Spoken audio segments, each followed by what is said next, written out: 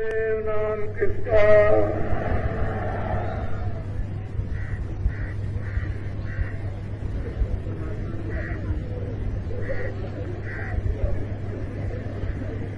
नर नारियों,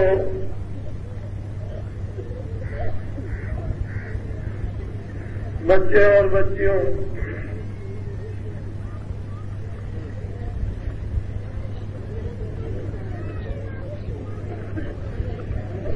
आज 16 दिसंबर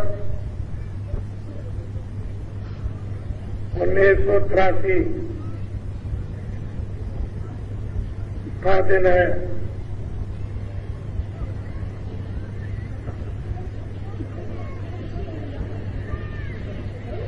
आज आपने प्रातःकाल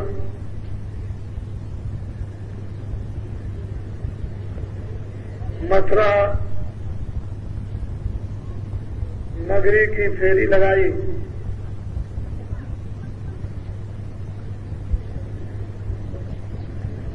उनके देखने और आपके देखने से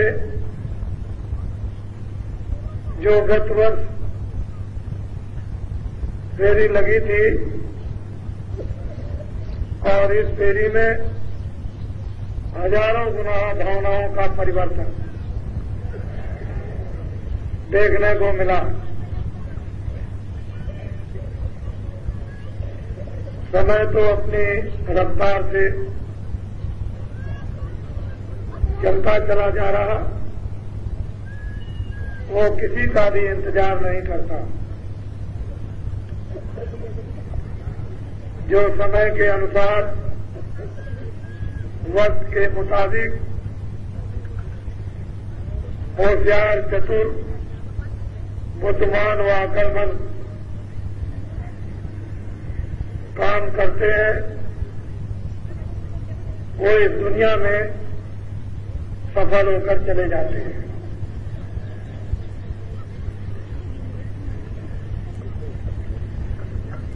दूर दूर से आप आए हुए, मुझे तो इतना दृश्य आपको दिखाना ही था और वो दिखाया आपको। आप सबके अंदर एक नई भक्ति और एक नया जोश, और उस जोश का की सावधानी, ये तीन चीजें हर वक्त और हर समय बढ़ना चाहिए। भक्ति भी बढ़े, भक्ति के अलग अलग और अनेक रूप हैं, और ये भक्ति जब पूर्ण होती है तो ये जीवात्मा मालिक में सतलोक में जाकर लय हो जाती है और अपनापन, इसमें किसी प्रकार का भी कोई रेशा और बारीकी इसके अंदर नहीं रहती। तब यही सूरत मालिक का रूप बन जाती है। वहां तक पहुंचने के लिए और मानवता से खड़े होने के लिए एक तो भक्ति आपको मानवता पर खड़े होने के लिए विभिन्न प्रकार से आपको करना है, और मानवता पर आप खड़े हो गए तो दूसरी भक्ति आत्मा को जगाने के लिए प्रारंभ करनी है, और इसके भी चैतन्यता के अनेक रूप हैं। मानवता की भक्ति को मानवता पर आने के लिए अनेक रूप, आत्मा को जगाने के लिए और आत्मा की भक्ति मालिक के पास पहुंचने के लिए बहुत रूप। नित्य नवीन नया जोश, नित्य नवीन नई भक्ति, नित्य नवीन नए दर्शन और नया श्रवण, कानों से सुनना। अगर इसी रूप में लगे रहे तो राजाओं के त्याग का इतिहास खत्म हो जाएगा। वो उस जमाने में जो त्याग किया वो अलग है और इस जमाने का अलग। ये त्याग इस जमाने का बहुत ही उच्च कोट का प्रशंसनीय और आदर्शपूर्ण वो त्याग और था। अब त्याग उस त्याग की अलग क्रिया थी, अब के त्याग की अलग। वो वक्त वरिष्ठ था, ये वक्त जर्जर। वो वक्त ईमानदारी, सत्यता और सदाचार का, ये वक्त झूठ और छल कपट और बेईमानी धोखेधड़ी का। उस वक्त की इतनी महिमा नहीं होगी जो इस वक्त की होगी।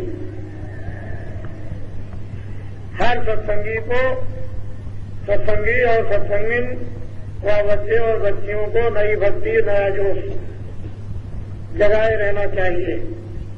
ये नहीं कि हम पुराने हो गए, 2 बरस, 4 बरस और 10 बरस के, ये नहीं। जब तक अंतिम सांस रहे तब तक एक नया नवीनतम जोश और नई श्रद्धा, नया प्रेम, प्रतीत और नया विश्वास, ये जीवन में इन सब शारीरिक खेल तमाशों को खेलते हुए होशियारी, सावधानी, सचेत होकर जब चलते चले जाओगे तो फंस नहीं सकते, उलझ नहीं सकते, धोखा नहीं खा सकते। आप ये बताओ कि आपको कोई 1 लाख रुपए दे तो धर्म छोड़ दोगे? और 1 लाख की पूजा नहीं होगी, 1 लाख के त्याग की पूजा होती है, लाख की पूजा नहीं। लाखों और करोड़ों तो बहुत लोगों के पास है, उसकी पूजा नहीं, त्याग की पूजा।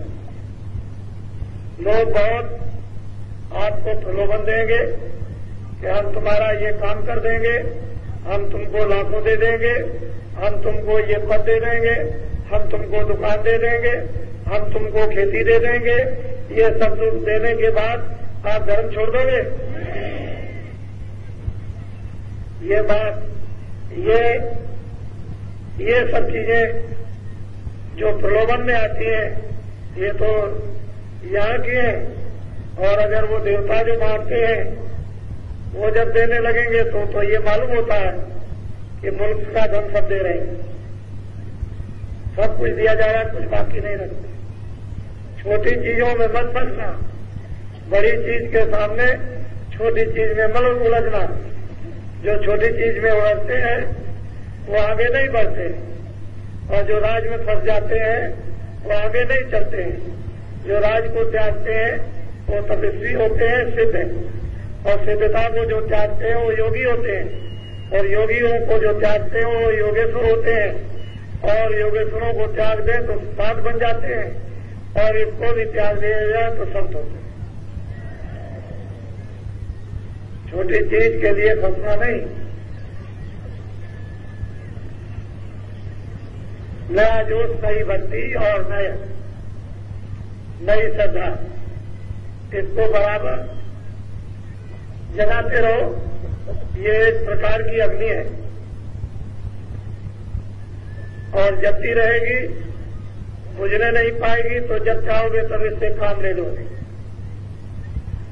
आज 16 दिसंबर है, गुरु महाराज की पुण्यतिथि 15 को समाप्त हो गई और अब 16 लग गई। अब आपको चलना है अपने अपने क्षेत्रों में, बिल्कुल एकदम हर प्रकार से तैयार रखो। आपको बहुत सुगम साधन सेवा के लिए दिया गया है कि घर में माताओं को कोई नई व्यवस्था नहीं करनी है। जितना आप सुबह शाम भोजन बनाओ उसमें से एक चुटकी निकालकर एक हांडी में डाल दो, एक गगरी में डाल दो।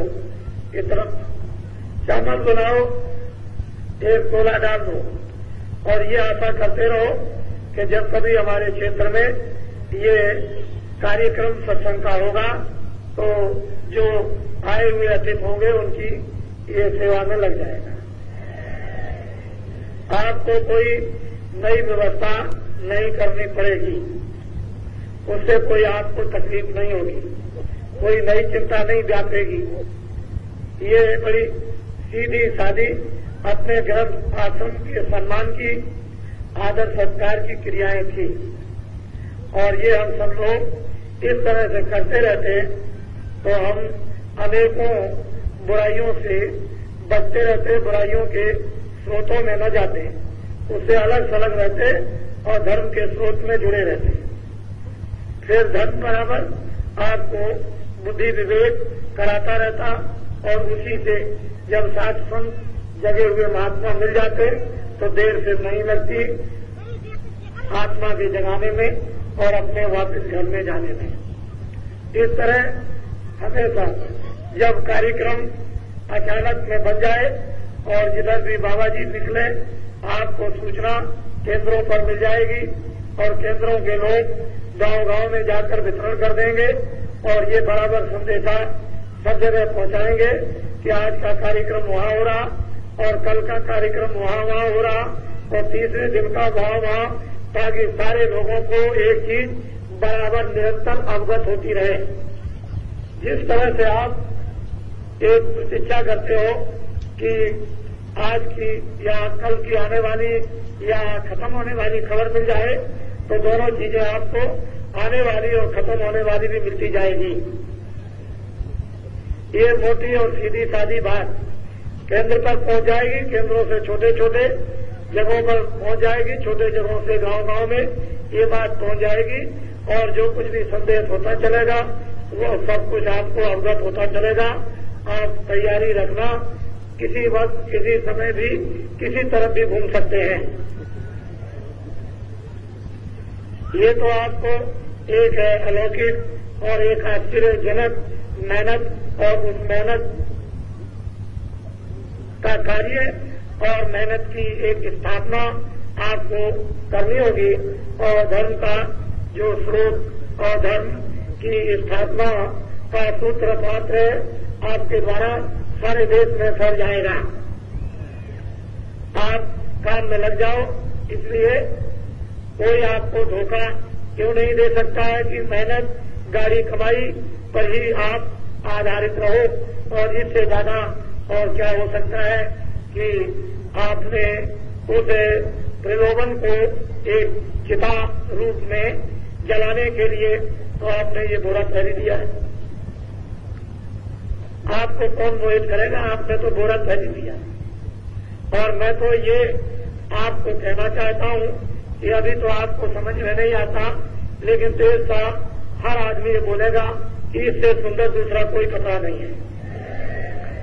देखना आप अभी थोड़े दिनों में इस कपड़े की हुर्मत और इस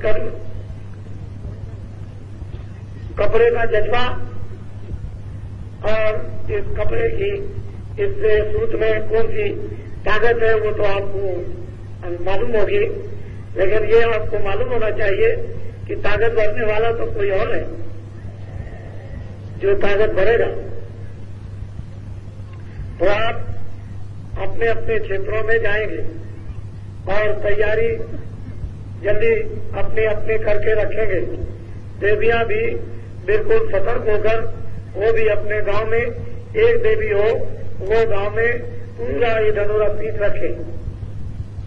देवियों को भी मेहनत करना है क्योंकि देवियां ज्यादा यानी परेशान इसलिए है कि उनके पास अच्छे बच्चे कच्चे और घर के कामकाज और मौत की मेहनत परिश्रम बाहर और अंदर का होता है, तो उनके ऊपर ज्यादा बोझा, उस बोझे को से थोड़ा हल्का और विश्राम पाने के लिए उनको भी इसमें मेहनत करनी, जिससे कि उनके द्वारा भी एक काम होता चले और वो भी एक स्थापना अनिवार्य और जरूरी है। तो देवियों को भी पीछे नहीं हटना, पुरुषों को भी पीछे नहीं हटना, बच्चे और बच्चियों को भी पीछे नहीं मुड़ना, आगे चलना है। आगे चलने वाले ही आगे हो जाते हैं, आगे चलने वाले ही निकल जाते हैं और जो आगे चल जाते हैं वो सड़क बना जाते हैं। हजारों लाखों करोड़ों लोग उस सड़क का लाभ उठाते हैं, आनंद और आराम लेते और करते हैं। तो दोनों के लिए ये बातें लोगों के समझ आ रही हैं और आपको ये पैगाम जिसके लिए जोर दिया जा रहा है संदेशा, वो तो आपको आपके द्वारा हाथ बनाकर, आंखें बनाकर, कान बनाकर, मुखारबिंद बनाकर ये तो काम लेना ही पड़ेगा। और ये सोचो कि मैं छूट जाऊंगा या किसी तरह से बच जाऊंगा, तो बाबा जी के जाल से आप बच नहीं सकते। तो आप हंसी खुशी से कोई काम कर डालो वो बहुत अच्छा होगा, और मजबूरी से नहीं। वैसे तो मजबूरी से भी करना पड़ेगा, लेकिन हंसी खुशी से। जैसे लोग बहुत काम नहीं करना चाहते हैं, लेकिन समाज परिवार की मजबूरी से उस काम को करते हैं। हालांकि काम वो करना चाहिए था, पर विवश होकर के करते हैं। ये काम आपको करना चाहिए था, काम तो आपका था, लेकिन आप अपने काम को विवश होगा मजबूरी में उसको। लेकिन जब मजबूरी का स्थान खत्म हो जाएगा तो फिर स्वेच्छा फिर उसी काम को आप करने लगोगे। तो दोनों तरह से ये काम होना है। अब मैं आपको सत्संग सुनाऊंगा, और जो लोग नामदान नए लोग आए हुए लेना चाहते हैं उनको भी नामदान दे दिया जाएगा। आप हमारी भाषा को, हमारे विचारों को, हमारे लक्ष्य को आज समझने की हमेशा कोशिश करते रहो कि बाबा जी का उद्देश्य क्या है, बाबा जी चाहते क्या है, और वो किसके लिए क्या चाहते हैं, किसके लिए क्या करना चाहते हैं, और उनका काम क्या है। अगर आप इसको अपने ध्यान में रखते रहोगे बराबर हर काम के साथ, तो कभी विचलित हो धोखा नहीं खा सकते। ना आप विचलित हो सकते हो, ना धोखा खा सकते। लेकिन जब आप हमारे उद्देश्य और काम को आप भूल जाओगे, विचार करना भी और करना भी, तो धोखा खा जाओगे। इसलिए इतने दिनों की मेहनत, इतने दिनों का संदेश, और वो मैं जानता हूं कि आपके पास जमा है, लेकिन उसका उपयोग आप इसलिए नहीं कर पा रहे थे कि आपको तरीका मालूम नहीं था। जमा तो किया गया, लेकिन वितरण करने का तरीका नहीं था। और जब वो तरीका वितरण का, जमा किए हुए सामान का मिल जाता है, तो उसको बड़ी खूबी के साथ, तरतीब के साथ उसको जब वितरण करते हो तो वो सबके पास पहुंच जाता है, और सबका भला और सबका लाभ उसमें होता है। आप हर उद्देश्यों को बहुत ही ध्यान से, बुराई अपनी जगह, अच्छाई अपनी जगह, इंद्रियों का, 10 इंद्रियों का कर्म अपनी जगह है, आत्मा की क्रिया। इंद्रियों की वासनाओं का स्थान अलग है, और आत्मा जहां बैठी है उसकी चेतनता, उसका प्रकाश अलग है। मोटी चीजें हैं, और ये क्रियाएं इंद्रियों द्वारा शरीर की इसलिए सुरक्षा के लिए किया जाता है कि जीवात्मा बैठी है, अगर शरीर ठीक नहीं रहेगा तो ये भी रोएगी। उस को रोने से बचाने के लिए इस शरीर को मुख्य लक्ष्य के लिए स्वस्थ रखा जाता है कि ये शरीर स्वस्थ रहे, और हम लोग उस साधना के द्वारा जीवात्मा को जगाकर इससे छुटकारा कर लें। और शरीर के द्वारा ही जीवात्मा का जब ही छुटकारा हो सकता है जब शरीर स्वस्थ रहे और महापुरुषों की कृपा और द्वार और दरवाजा रास्ता मिल जाए, वेद हम पा जाए, तब तो ठीक है। वेद नहीं मिले, महापुरुष की कृपा न हो, द्वार दरवाजा न मिले, तो शरीर बहुत लोगों के स्वस्थ होंगे, और शरीर स्वस्थ है उसका लाभ ही क्या। वो तो जानवरों की तरह से पेट भरना और सो जाना और दुनिया में आए उसका भी कुछ ज्ञान नहीं चलेगा, उसका भी कोई ज्ञान। तो ऐसी जिंदगी किसी काम की नहीं है। मनो शरीर ये भाग से मिला है, इसके लिए अभी तक किसी किताब ने और किसी महात्मा ने नहीं कहा। मैंने इसका ढंढोरा आपके बिल्कुल स्पष्ट से जागृत विवेक में पीटा है कि मनुष्य शरीर एक किराए का मकान। ये मकान आपको दिया गया अच्छे बुरे काम करने के लिए, पूरा अधिकार आजादी दी है, अच्छा और बुरा सब कर सकते हो, लेकिन उसका कर्म आपके हाथ में भोगना नहीं, वो दूसरे के हाथ में है। उसका आपको इंसाफ जब कर देगा तो भोगना आपको कम करने में स्वतंत्र फल भोगने में पड़ता। इसलिए किराए के मकान से वो काम करना चाहिए जो हर तरह का लाभ जीवात्मा को, सूरत को। तो ये और किसी ने इस आसानी और सरलता से लोगों के कानों में ढनोरा नहीं पीटा कि मकान भाड़े का, ये मनुष्य शरीर किराए का, इसे आपको खाली करना है। और फिर ये जब खाली हो जाएगा तो ये माया की छाया है, इसे आपको जगाना है। और इससे संबंधित जो भी आप माया मानते हो वो सब यहाँ पड़ी रह जाएगी, उसमें से आपका कुछ भी हक नहीं, ना आपके साथ गया ना उसने आपकी मदद की। आपके घर वाले जो माया के उस पर्दे में रहते हैं वो भी कुछ नहीं कर सकते। तो ये बात मोटी है, काम करना अपनी जगह है, और वो ज्ञान जो बुद्धि का उसको अपना उपयोग में ले लो, काम में ले लो, और इन कामों को अंतिम तक समाप्त करो और असली काम अपना बना लो। तो इसी समय में और इसी श्वास के अंतर आपको अपना काम इधर का उधर का सब बनाना है। छोड़ना कोई काम नहीं, छोड़ने का नहीं, ये काम बना लेना। इसलिए आपने सब कुछ देख लिया, जो आपको देखना है उसे देखना चाहिए। तो मैं अब सत्संग कुछ आपको सुनाऊंगा। ये भी सत्संग है, इसकी भी जरूरत और आवश्यकता है। वैसे आप आज से जाना प्रारंभ कर देंगे, और मैं ऐसा समझता हूं कि सब लोग जाए तो सुविधा सबको ट्रेन और बसों की नहीं मिल सकती है खाए, तो आगे पीछे आज और रात में सोए जाएंगे, लेकिन सत्संग कल तक का है। कल के बाद सत्संग के विचार समझ जाएंगे, और एक जगह पर जो थोड़े लोग रह जाएंगे उनको सुना दिया जाएगा, और बाकी अब चलते चलो और उधर का अपना विचार मोड़ दो। उधर से इधर जाए, उधर से उधर चले जाए, और इधर से उधर, उधर से इधर, और दोनों को मोड़कर उधर अपने घर की तरफ चलना। तो घर में तो चलना ही पड़ेगा आपको। अब आपको कुछ सत्संग सुना दूं उस जीवात्मा के संबंध में, आपको सुना दिया जाए। आप जिस मनुष्य शरीर में बैठे हुए हो, ये तो 5 तत्वों का है, जल, पृथ्वी, अग्नि, वायु, आकाश। इनमें से कोई भी मसाला कम हो जाए तो शरीर अस्त व्यस्त हो जाएगा। जैसे आंख नहीं, पैर नहीं, हाथ नहीं, बुद्धि नहीं, पागलपन, कोई भी तत्व की कमी हो जाए, जल तत्व की, अग्नि तत्व की, वायु तत्व की, आकाश तत्व की, तो ये शून्य हो जाता है। जैसे जानवरों को बोध नहीं आगे पीछे का, लेकिन वर्तमान का उतना ही उनको बोध होता है जो सामने, उसके आगे बोध नहीं। वैसे भूख का तो सबको बोध है कि कुछ मिलना चाहिए, घास पात, भूसा, रोटी राटी कुछ, इसको तो जानवरों को भी बोध है, और उस बोध के लिए वो मारे मारे फिरते हैं, और आप भी मारे मारे फिरते हो। लेकिन जब 5 तत्व में कोई कमी हो जाती है तो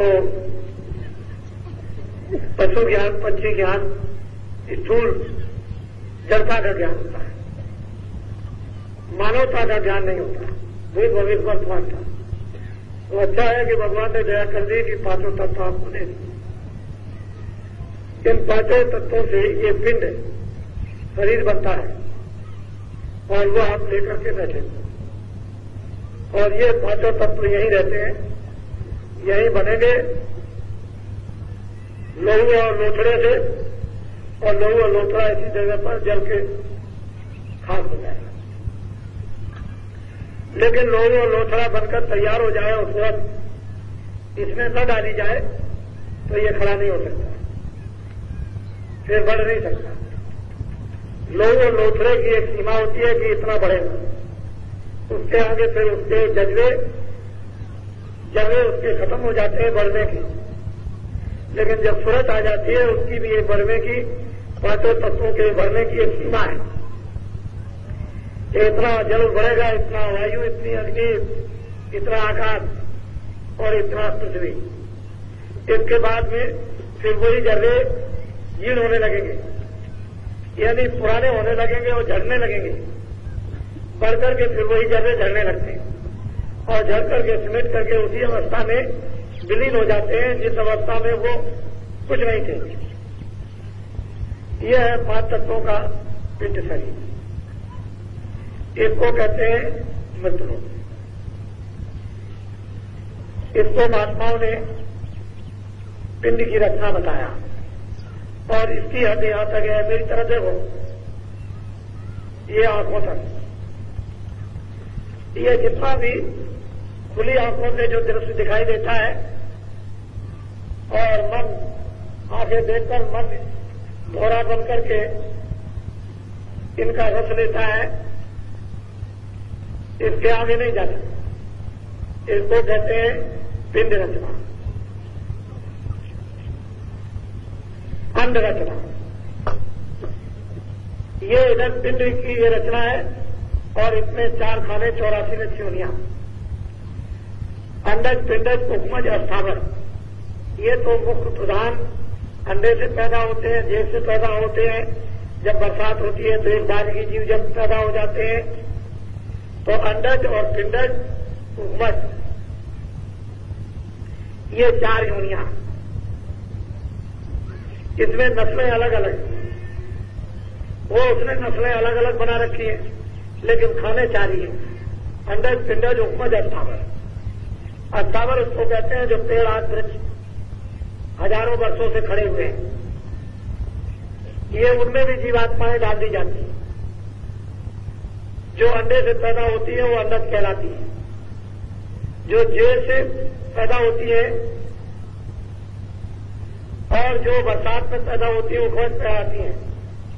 तो अंडज, पिंडज, जेल वाली पिंडज और अंडे वाली अंडज और उपवज वाली बरसात आदि में और अस्थावर जो वृक्ष आदि। इन 4 खानों में जीवात्माएं सबसे पहले मनुष्य शरीर पा चुकी थी। जब उन्होंने इस योनियों का निर्माण किया तो कर्मानुसार से उनको यहां से शुरू कर दिया भेजना, और भेजते भेजते इतनी जीवात्माएं वहां पहुंच गई कि जिसका कोई हिसाब नहीं। और ये मनुष्य शरीर उधर से घूमकर इसलिए दिया जाता है कि आप ऊपर निकल जाओ, क्योंकि ऊपर से आए हो तब मनुष्य शरीर मिला था सबको। न पिंडज था, न उपमज, न अस्थावर, और इनमें 4 योनियों में से कुछ नहीं था। फिर नीचे नस्लें कुछ नहीं थी, मनुष्य शरीर था। और जब तक ये मनुष्य शरीर कर्म नहीं बने थे रही और वापिस सूरत हो गए, अपने घर में पहुंच गए। बाद में विधान बन गया, विधान बनने के बाद बस फिर ये अलग अलग योनियों में भेजने लगे, उसमें योनियां बना दी गई, उसकी सजा, उसके सजाकार तैनात कर दिए गए, वो सजा देने लगे, आप भोगने लगे। महात्मा उपदेश करने लगे, ये मत करना, ये करोगे तो ये हो जाएगा, आप उसको भूलने लगे। ऐसे चलते चलते ये आपके सामने दृश्य आ गया। अब आपको ये अवसर मिला है कि इसको पा करके आप वापस अपने घर में नीचे मत जाओ। तो ये तो